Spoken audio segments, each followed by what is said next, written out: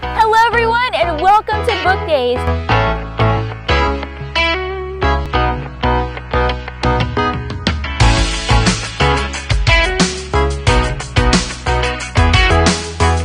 The book of the day is Little Owl's Day by Divya Srinivasan. I love this book so much because it's about an adorable little owl that has an unusual daytime adventure, meeting all kinds of new friends such as butterflies, dragonflies, a bear, a moose, and many more. This book has an unusual plot because owls typically sleep during the day, making this an unusual perspective from Little Owl's viewpoint, seeing the world in a whole new light. To read this entire story, find it at your local library or bookstore today. Now I'm so excited for our adventure today. We're off to the Blackland Prairie Raptor Center where we are going to meet an eastern screech owl named Sweet Pea. Are you ready? Let's go.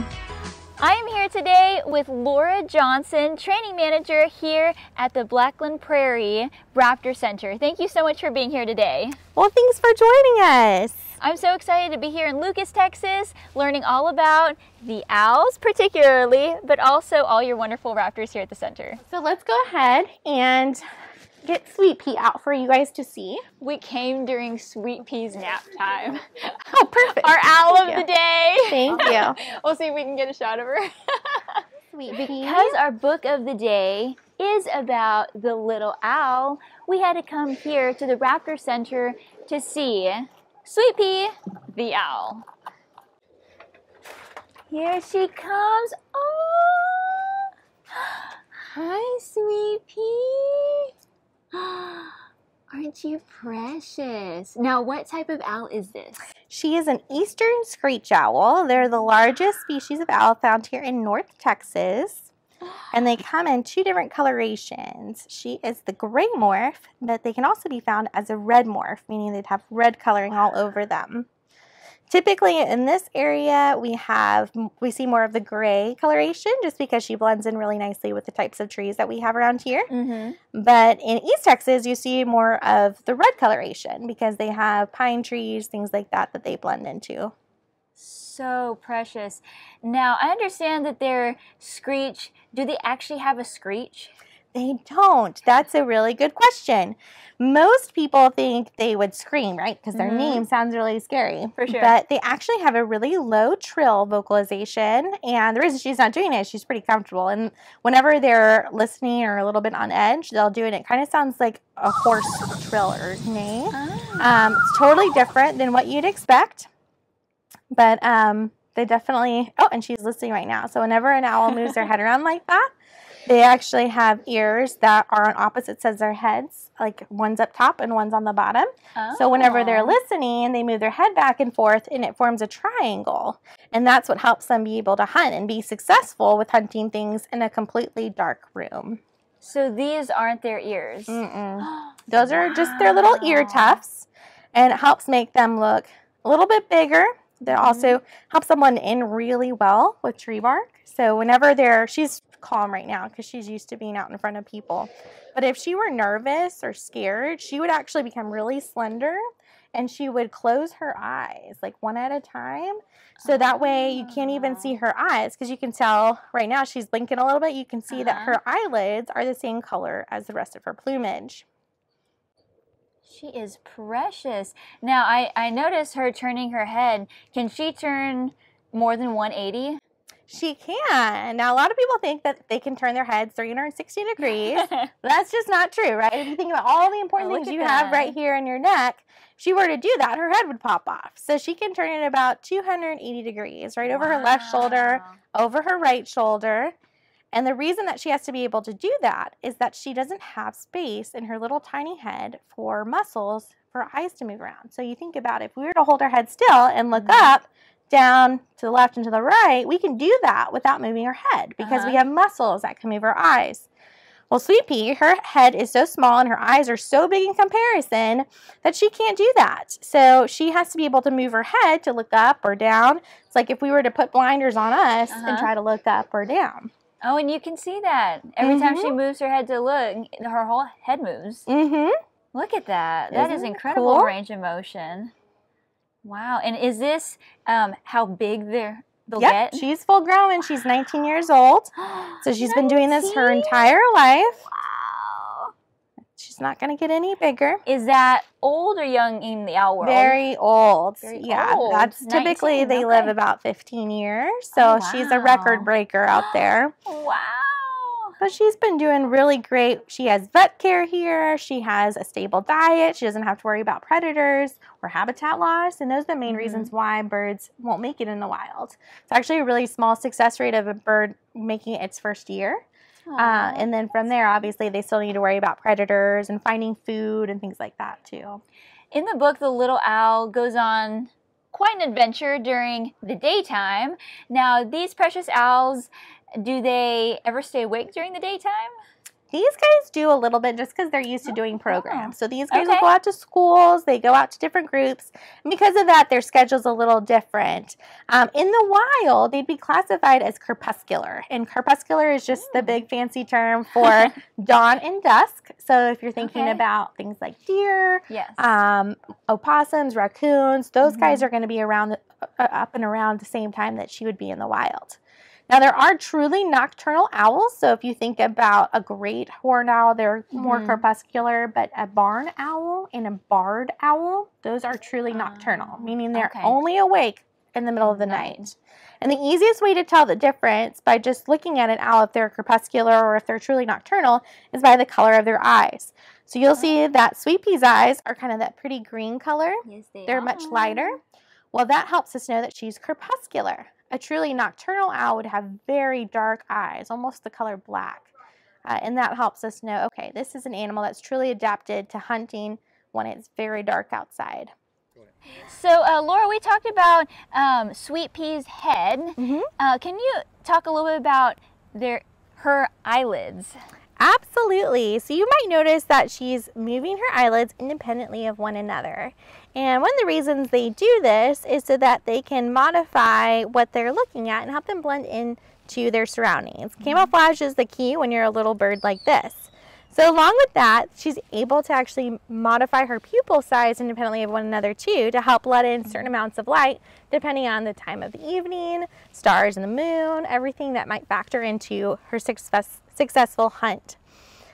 Now when it comes to her feathers, you'll notice she has little tiny feathers on those eyelids, but the rest of her body are a little bit different. They're all different shades of gray, black, and brown, and that's to help her blend in.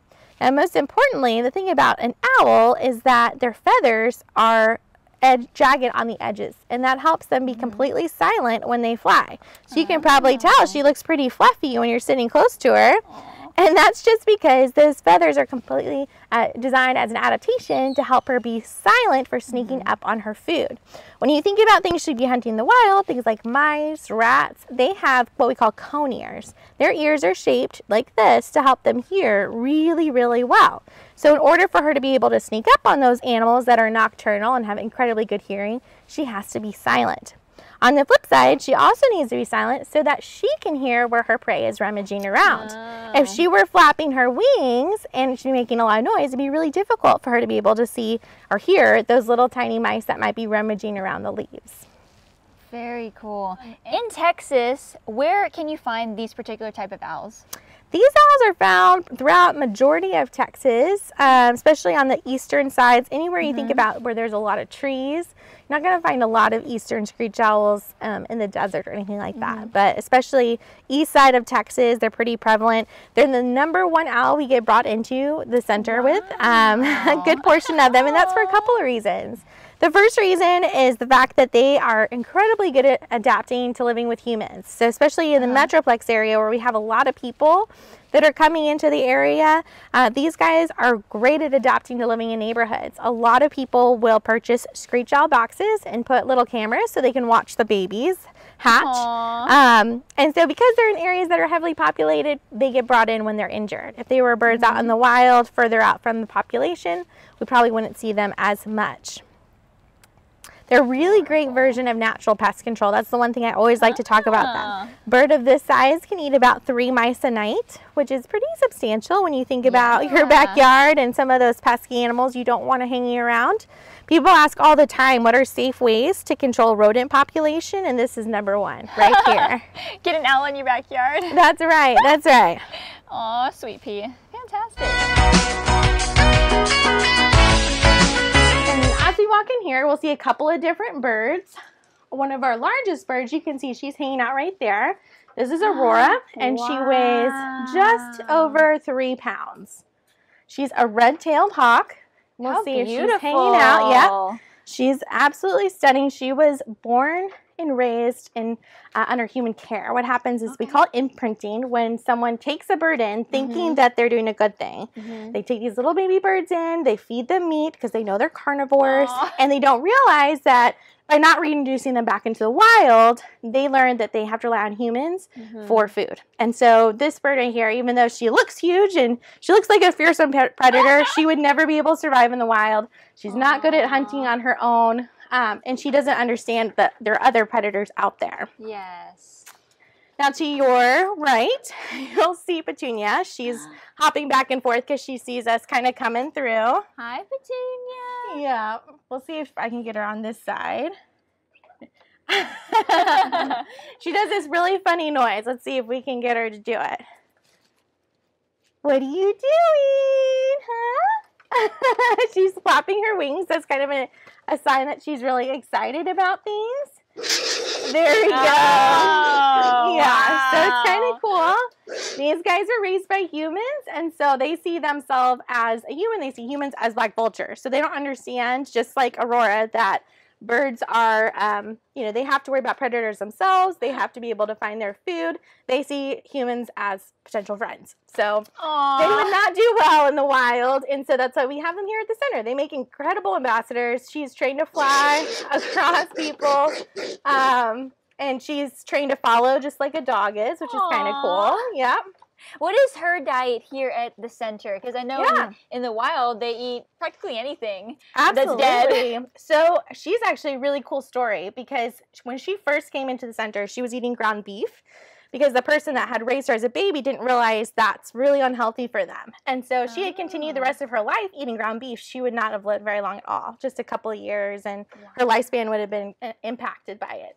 But here at the center, she's a great success story because we were able to transition her from ground beef over to mice. And so she eats more than any of our other birds that you'll see today. She eats, depending on the time of year, kind of depends on how much she's getting, but she eats far more than anyone else, so including the male vulture that we have. Wow. Yeah, she eats equivalent about 17 mice a day. Oh, my word. Yeah. Now, where do you find these mice? We do have special companies we partner with that they come to us all ready to go for them to eat. So we don't have to worry about any of that portion of it. We just make sure their diets are prepped and ready to go. Yeah. Yay, Petunia. Aww. In here we have RG. He was just on the door. I wish he would come back and see us because he was hanging out right here. He's a red-shouldered hawk. Oh, wow. Yeah. Here's another one of those little vultures. This one's a lot calmer. His name is Loki, and he's younger than Petunia. Loki is a little more shy, and so whenever it comes to new objects, see how much calmer he is than she was. Yes. Like, she had no fear of new people, of cameras. She's like, give me all the attention, where Loki's a little bit more pensive, but that's just because he's a year younger than she is. So he'll come out and see people, but she's like all about it. He's just learning the ropes. So right behind you, we have our peregrine. This is his favorite place to hang out. Yep. In the shade. He did some training today. We were flying him in here, so that's pretty exciting for him. That's really good exercise. Even though, a lot of times you think of birds of prey with equipment on, meaning those little anklets and dresses. Yeah. We're working towards moving our birds away from that, where it's all voluntary. So you'll notice with these guys in particular, these vultures, they don't have anything around their ankles. Everything they do is free-flighted. This guy is moving towards that as well. He's a rock star at it. And then a couple of our kestrels, which we'll meet here in a second, are the same way too. It's crazy how, like, up close, they're big. Yes, these guys are our largest birds. So she weighs about 6 pounds. And then Loki weighs about 5 pounds, 4 to 5 pounds. And that's pretty typical for birds, raptors, birds of prey. The females are usually about 30% larger than the males are. And they have to be bigger and to protect their nest. So that's something that's kind of cool. Whenever we have a bird, it's really hard to tell if they're a boy or girl most of the time. But their weight is usually a pretty good indicator. Here we have our rehabilitation mews, and every bird that gets brought into the center, we fix them up, and then once they're healthy enough, we bring them out here to make sure that they can fly and hunt successfully on their own. So we call that a prey test. So they're put inside these large mews, and they have to catch real mice that are alive, so to make sure that they can actually be successful in hunting before we'll send them back out in the wild. Oh, fantastic. You hear it? And that's the sound we typically associate with an owl. One of the things that they'll do in the wild is they'll sit on top of chimneys and they'll make that vocalization because the chimneys will echo the sound. So it helps them find mates and make them sound louder than they might actually be. That's cheating. It's cheating, but it's pretty cool. So Laura, today can you explain just a little bit about what this center does for all your birds? Absolutely. So Blackland Prairie Raptor Center has 3 main pillars to their mission. The first one being the prairie itself, which is right behind us. So we're actually restoring 66 acres of natural Blackland prairie. Originally, this entire area, once settlers came through, some of the species that we were seeing before had been removed. So quail is a perfect example. This last year we were able to reintroduce quail to their natural habitat here in the prairie. So that was pretty exciting. So not only raptors that we're helping, but other species as well. Our second pillar of organization is our Rehabilitation Department. And our rehab department can take in about 800 birds a year. And when we do that, we fix up our birds, make sure that they're ready to go and able to survive back in the wild, and then we reintroduce them once they're ready to do that. So along with birds that have been injured, we do see a lot of baby birds. So we're coming up on baby season. In the springtime, we'll see hundreds of birds come in, and it's around-the-clock feedings. It's a huge commitment. So we all try to save up our energy to get ready for baby season. The third pillar of our organization is education. And so Sweet Pea is one of our resident ambassadors, meaning that she goes out and meets people all throughout the Metroplex and kind of helps share the story, I should say, about what we do here at Blackland Prairie Raptor Center and educate people about raptors and their cool adaptations so that we can move forward in the future in helping save these species. Things like alternatives from rodenticide is one thing we talk about a lot, and natural ways of keeping rodent populations down. We talk about ways that we can make sure that these guys stay healthy in the wild and they don't end up getting hit by cars. So a lot of times we think about throwing a banana peel out the window because we think it's natural and it'll just decompose. But we don't think about the opossum or the raccoon that's going to go eat that banana peel, and then that raptor that's going to try to go hunt that opossum and then get hit by a car. See a lot of birds that have been hit by vehicles. And so just being out in the public and sharing things that we can change in our everyday life helps us be able to educate the public more of what they can do to make a big difference in these guys' lives. Thank you so much for sharing with us, Sweet Pea, and for being here today to share with us all about the raptors and the owls, Laura. Yes, thank you so much. Thanks for coming to visit. And be sure to subscribe so you don't miss any of our upcoming adventures. We'll see you soon. Want more book days? Well, the adventure has only begun. Check out these episodes and be sure to subscribe so you don't miss any of our upcoming adventures.